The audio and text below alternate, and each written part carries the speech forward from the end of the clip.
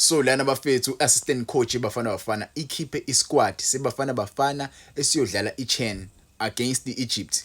Ama-qualifiers lawa eChan sodlala against the-Egypt bayodlala ngomhla ka-28 February baphinde badlale futhi ngomhla ka-9 March. Abadlali laba ngizoqala ngichaze kahle kahle ukuthi yini iChan because I know there are many people abangenayo information ukuthi kahle kahle yini iChan vele. So ngizochaza la iChan uthi yini. The African Nations Championship okuyi-CHAN is a football tournament organized by the Confederation of African Football okuyi-CAF. Bathi lana i-AFCON ihlukile kune-CHAN. Ihluke ngani na? I-CHAN i-allow abadlali abadlala kwi-league yaleyo country.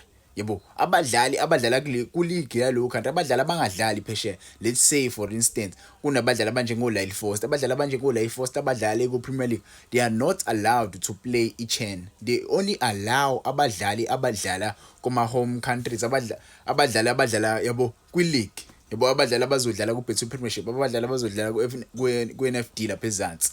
Yebo, allow abadlali like abakanjalo kule competition le. Yabo, so lana kuthiwa le competition le yasungulwa ngo-2009 idlalwa each and every 2 years. The last CHAN yayikhona idlalwa le e-Algeria if I'm not mistaken. Yabo, so yibo ke laba abadlali abakhishiwe. Abadlali abakhishiwe ubani? Usamkelo Xolo odlalela iSportsbet United o-goalkeeper. Sibe nabani futhi uJody February u-goalkeeper weMamelodi Sundowns. Sibe noSiphamandla Gumede, another goalkeeper weMamelodi Sundowns. Sibe no-Eden McCarthy udlalela i-Kaizer Chiefs if I'm not mistaken umdlali odlala ku-TTC. Kube bani uBilal Baloyi weSuperSport, kube uYandisa Mfolozi weSuperSport, kube uTylon Smith weStelis, mase kube uAthenkosi Mcaba weStellenbosch futhi, mase kube uNduduzo Mhlongo weGolden Arrows, kube uTerence Mashego weMamelodi Sundowns, mase kube uBongani Semi defender leKaizer Chiefs, kube uSemisiyabi okwamanje akakabi nayo iclub, kube uAzola Tshobeni we-Orlando Pirates, kube uNeo Mayema weMamelodi Sundowns, kube uYanga Madiba we-Orlando Pirates, kube uKutlwano Letlago weMamelodi Sundowns, kube uMonapole Saleng, ngizobuya kuleya Saleng, mase kube uDonai Johnson weSuperSport, mase kube uKeletso Sifama weSikhukhune, mase kube uThenda Mudzimu weMatodzi, ungixolise mengalipronounce kahle igama lakhe weSuperSport, mase kuba uThulani Mini weStelis, mase kuba uJamie Webb weSikhukhune United.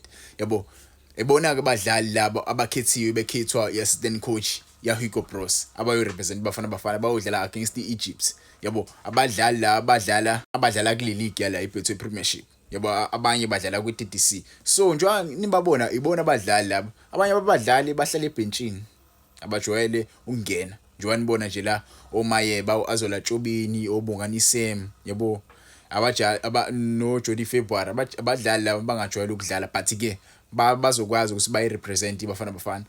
Ngizokhuluma indaba yaMonapole Saleng. Monapole Saleng labafethu ade agcina ukudlalela Orlando Pirates. Njengoba kade agcina ukudlalela Orlando Pirates, I feel like mina i-assistant coach Hugo Bros ifuna ukudlalisa uMonapole Saleng okumbuyisa iconfidence yakhe umfana. Njengoba imfaka nje kule squad seBafana Bafana, ifuna ukubuyisa iconfidence yakhe.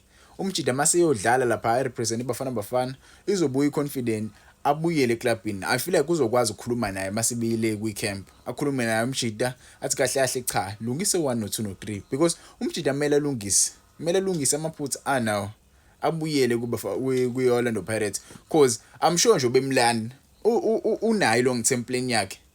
Bafana Bafana yodlala iAFCON ngoDecember. Nje sodlala iAFCON ngoDecember.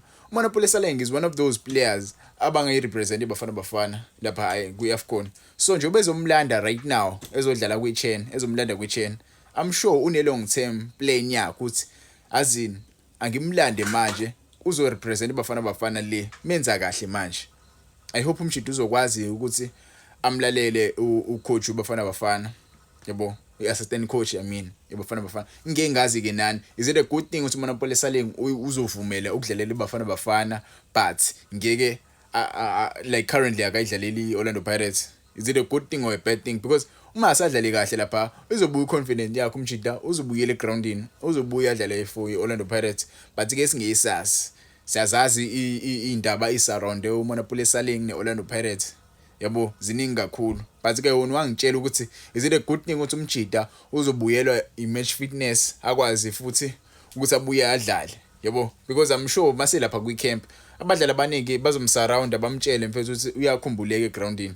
Abadlali nje abanjengo Azola Jobini, yabo, abadlali abanjengo Siphamandla Gumede, ngiyabathemba impela ukuthi bazokwazi ukukhuluma naye uMjidi ukuthi abuyele ku-Orlando Pirates. Yabo, but ke singesazi bafethu izinto eziningi ziyenzeka. Ungakhohlwa ungitshela ama-comment ukuthi uzizwa kanjani ngale squad sabafana abakhishiwe abayo represent iBafana Bafana le